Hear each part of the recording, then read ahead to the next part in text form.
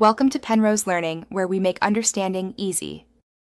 You begin by pausing OneDrive syncing so file states don't change mid-process.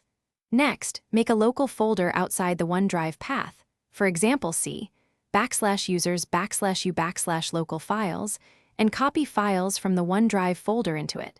You copy rather than move because that guarantees a working local copy while the cloud still holds the originals.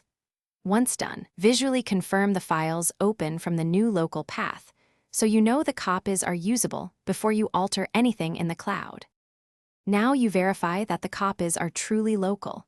Open varied files, check properties, and ensure the file path shows your local folder rather than any OneDrive location.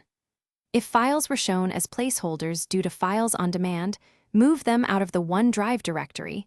That ensures they are fully independent. Then go to OneDrive settings and either pause syncing or choose to unlink the account or stop syncing that specific folder so OneDrive won't re-upload, or remove your local copies when you clean up. With local copies secured and syncing halted, delete the originals from the OneDrive web interface or the synced OneDrive folder.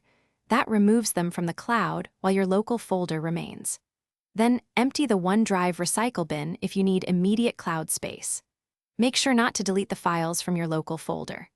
If something goes wrong, check OneDrive's sync status and the OneDrive recycle bin, confirm the local file path again, and restore from cloud or undo, unlinking only if necessary. Thanks for watching. If this was helpful, leave a like and consider subscribing. See you next time.